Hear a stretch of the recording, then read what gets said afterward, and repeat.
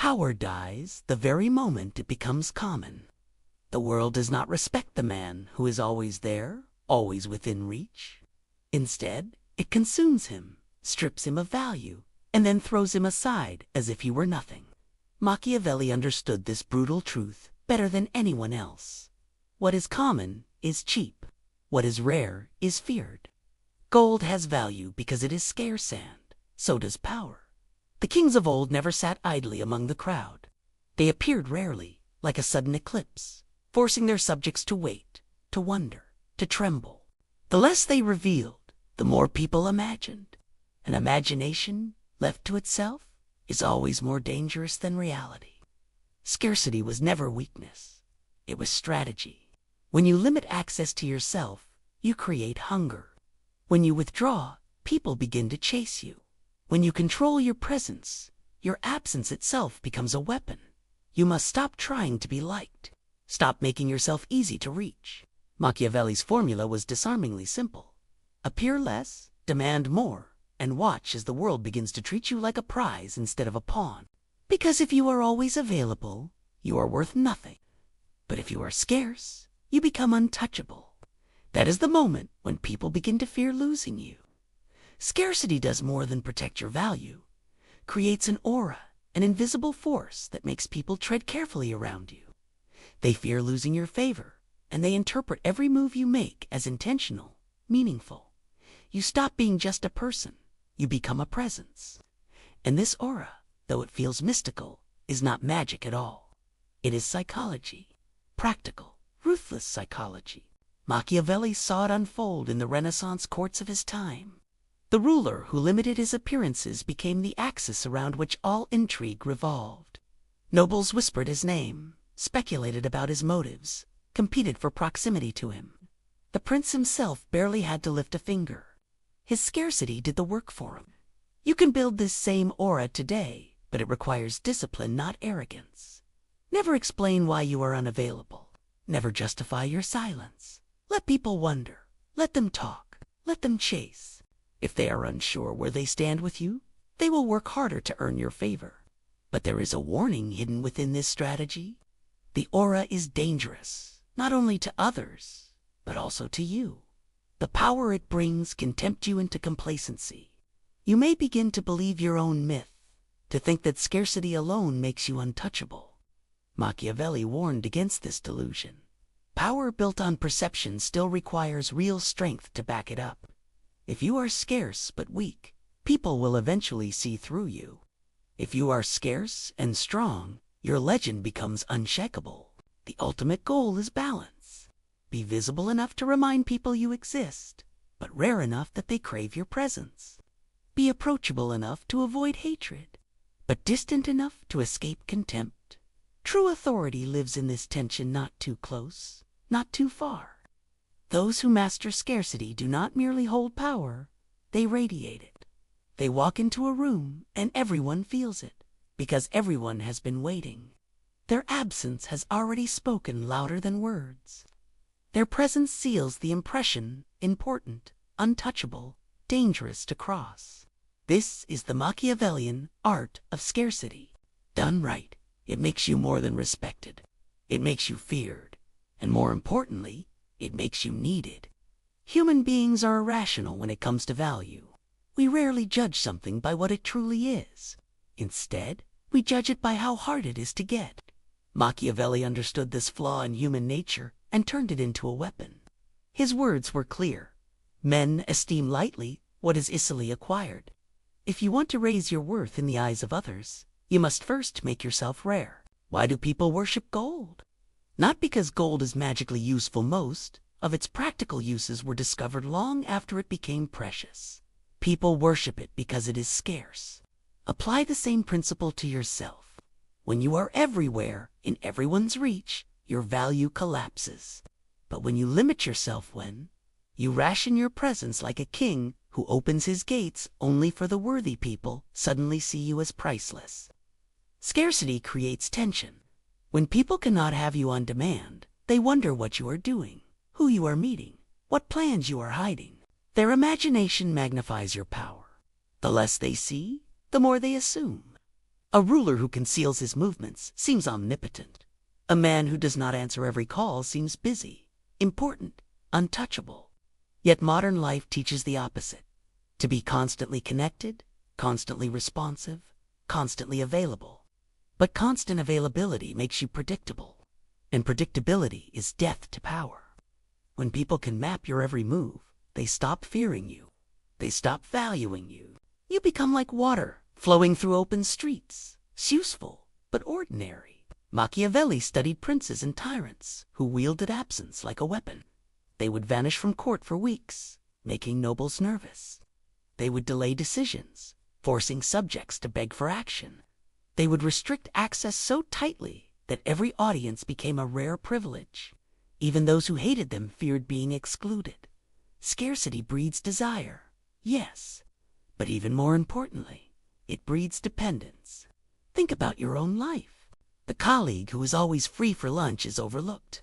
The friend who always says yes is taken for granted. The lover who is constantly available loses allure. Human nature is cruel. We do not respect what we can easily have. But when something, or someone, is hard to obtain, we instinctively assume it must be valuable. This is the psychology of scarcity. It works because people are wired to chase what retreats and ignore what approaches. Show them everything, and they grow bored. Hide yourself, and they stay awake at night trying to figure you out. Machiavelli's first lesson is simple but merciless. To seem powerful, you must become scarce. Not by vanishing completely, but by appearing on your own terms, at your chosen time, like a sovereign entering his throne room. If people expect you to always answer, you are a servant. If they wait for your word, you are a master. Scarcity is not passive. It is not weakness. It is deliberate strategy, a controlled silence that forces the world to make the first move. When you do speak, every word carries weight. When you do appear, every glance feels meaningful.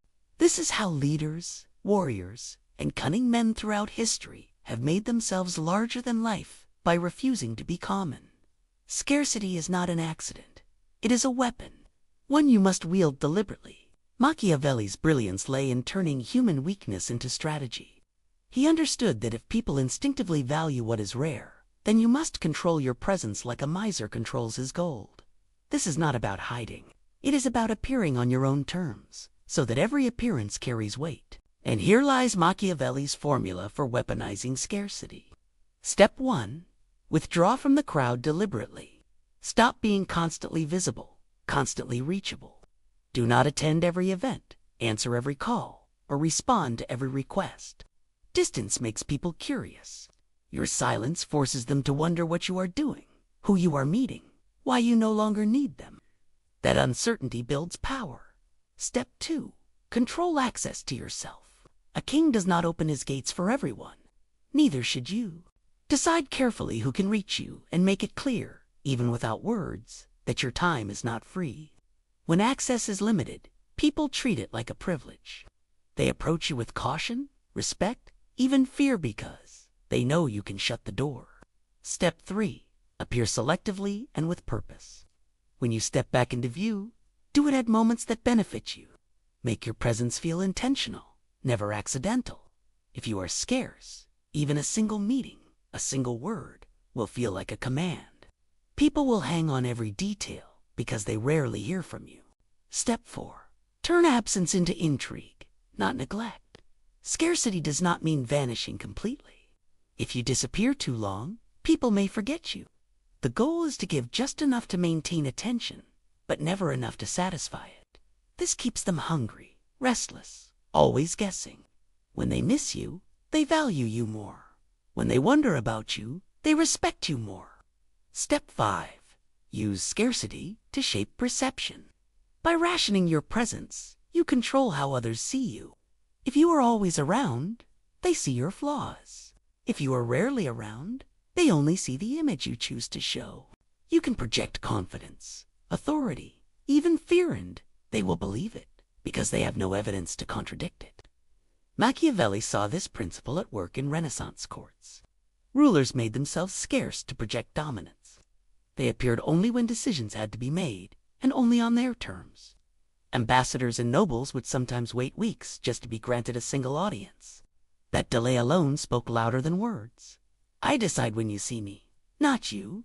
And this formula still works today. In business, be the one whose time feels valuable. In relationships, be the one who is pursued, not the one doing the chasing. In every arena, let your absence speak louder than your words.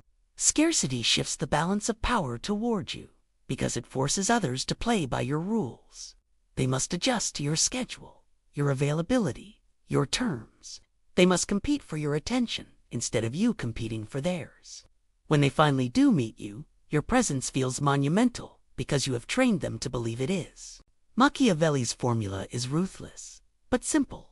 Appear less, demand more. Make them wait, make them wonder, make them work.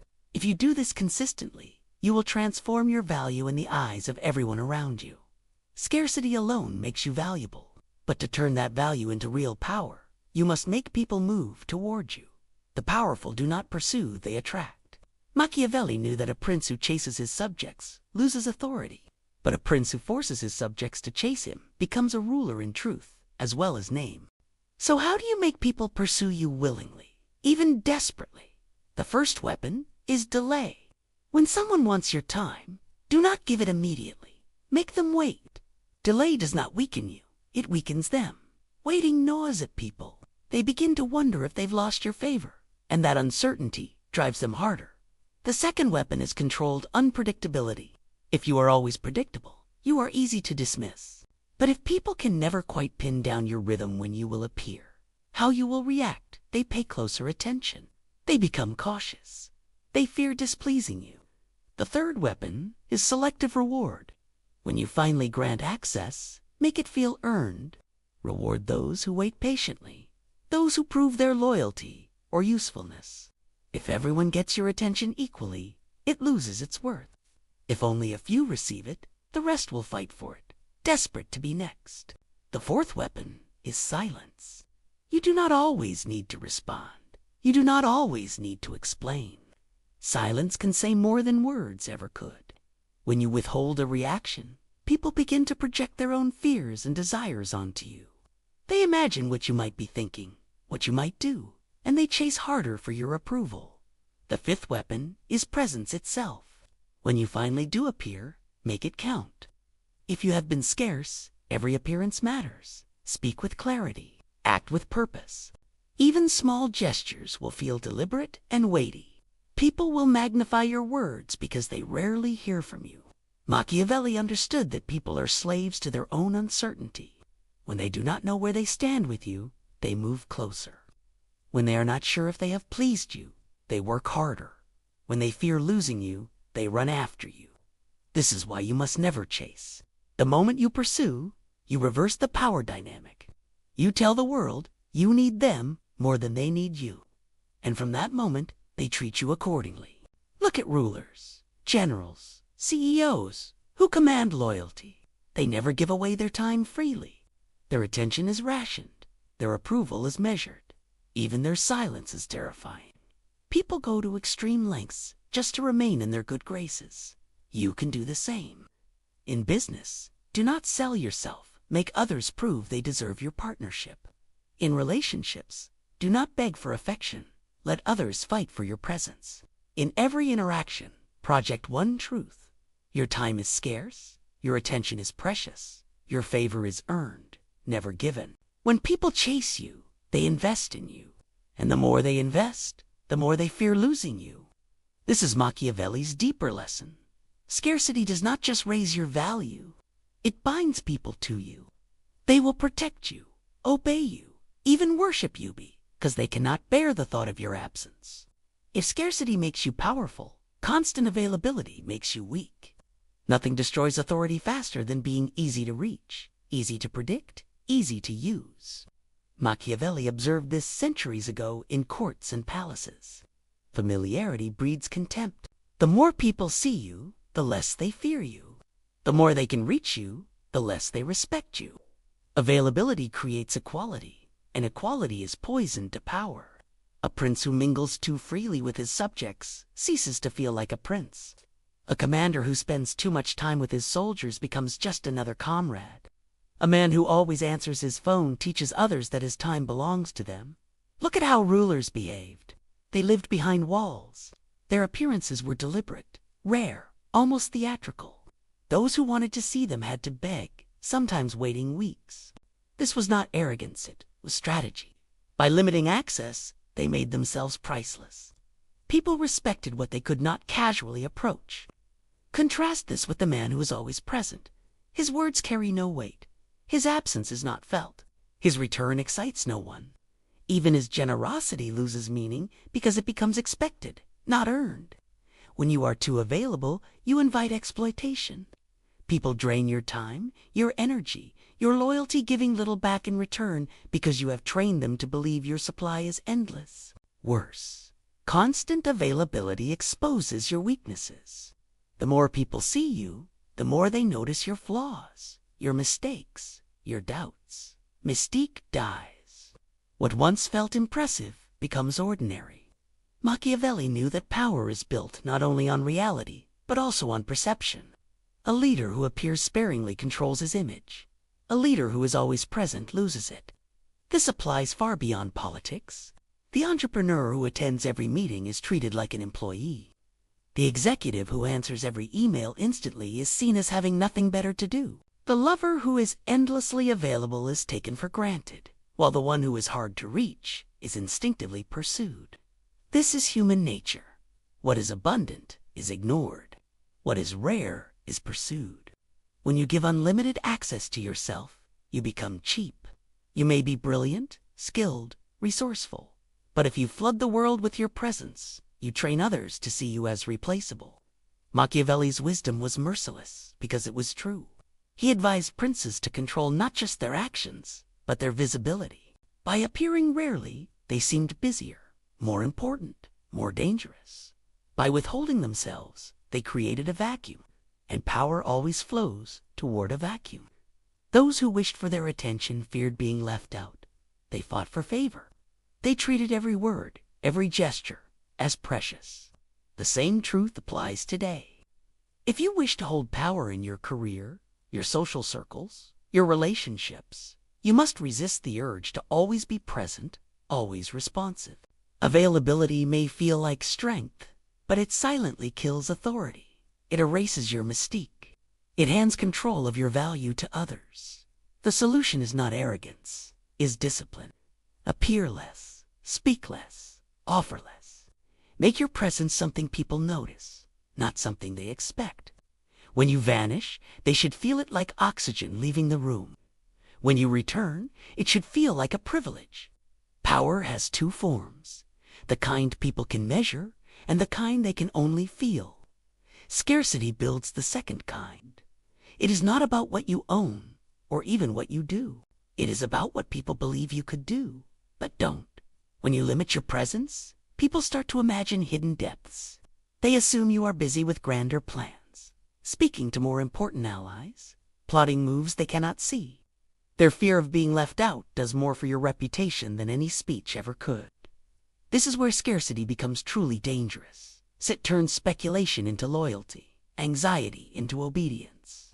People chase you not because you demand it, but because they cannot stand the uncertainty of losing you. Scarcity makes your silence deafening. When you rarely speak, every word lands with weight. A pause feels like a test. People lean in, analyzing every tone, every glance. They imagine strategies where there may be none, and that works in your favor. Scarcity magnifies your presence. When you finally appear, it feels like an event. Your arrival feels like a privilege. Your approval feels like a gift. Scarcity makes others defend your reputation for you. Those who wait for your attention will protect you fiercely, not out of love, but out of fear of losing access. They silence critics, defend your name, guard your image as if it were their own. Scarcity turns absence into pressure. When you are not always available, people wonder where you are, who you are meeting, what you are planning. Their imaginations exaggerate your strength. They fear being replaced, and that fear drives them closer to you. True power never comes from chasing people. It comes from making them chase you. Scarcity is not just a tactic, it is an identity. The moment you stop throwing yourself at every opportunity, every request, your value rises. When your presence is controlled, your time disciplined, your words measured, people stop taking you for granted. They notice when you speak. They notice when you disappear. They notice when you return. Scarcity makes people depend on you. When they need you more than you need them, the balance shifts forever. You no longer prove yourself, they prove themselves to you. You no longer run after power, power runs after you. True scarcity does more than protect your value. It creates an aura. People begin to imagine you as larger than life. They fear losing your favor when you are distant. They interpret every gesture as calculated, every silence as deliberate. In their minds, you stop being a man. You become a presence. And that presence is dangerous. Your silence becomes deafening. Your absence becomes heavy. Your approval becomes priceless. This is not magic, it's discipline. Anyone can flood the world with their presence. Few can hold it back. Scarcity demands restraint. It demands you resist the urge to overwrapper, to over-explain, to overgive. The weak beg to be seen. The strong force the world to notice their absence. And yes, scarcity has a cost. You must be strong enough to back it up. If you are scarce but empty, people will see through you. But if you are scarce and strong of your skills, your influence, your resources are real, then your legend grows every time you say nothing. This is Machiavelli's formula. It is not polite, it is not fair, but it works in courts, in corporations, in relationships. The world does not reward the desperate. It rewards the rare. So stop broadcasting your every thought. Stop explaining your every move. Stop giving your presence to those who have not earned it. Become the one they whisper about when you are gone. Become the one they cannot easily reach. Become the one they pursue. Be scarce. Be wanted. Be feared. And when you finally walk into a room, let them feel how rare you are, long before you say a single word.